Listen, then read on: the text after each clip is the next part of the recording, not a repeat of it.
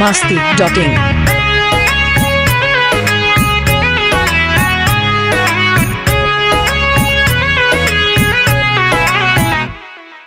देखतनी मीठी मीठी मुस्की तुम्हारा तारा, टुक टुक ऐसे काहे निहार तारा।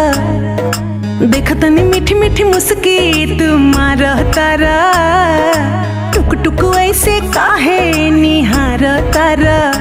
कथी चले तोरा मन में सांवरिया, हटे हटावाले ना हटे ना जारिया हो, जन्मा रे जान हो मधुन कलर सरिया। मन करे कहसली भरिया कवारिया हो, जन्मा रे जान हो मधुन कलर सरिया।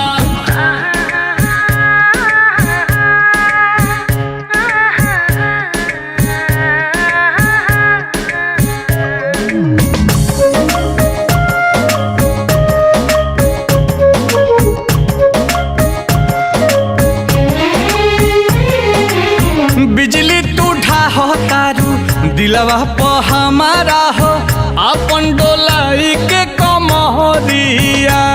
हवने ना तोहरो लुटेरा, निरखेला कमर के घेरा।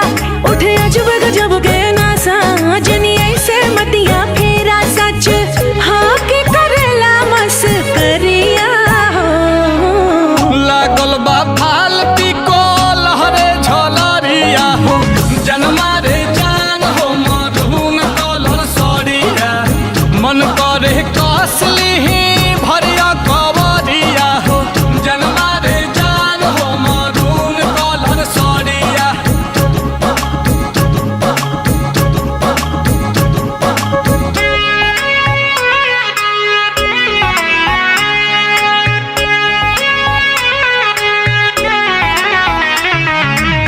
biharmasti.in।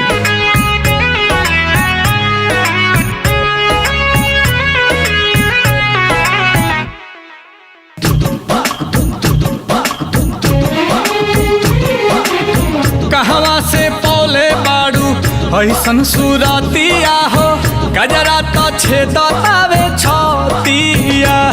तू ही शौक सिंगारे सजना, चर जेवर सगरो गहना। सब कुछ तोहरा ला बाटे, गजरा सुरमा चाहे अजना। तोहरा नाम बाटे सगरो मिरिया हो, बुरुआ झकोर मारे उड़े अचरिया हो, जन्मा रे जान हो मधुन कलर सरिया। मन करे कसली भरिया कवरिया हो, जन्मा रे जान हो मधुन कलर सरिया।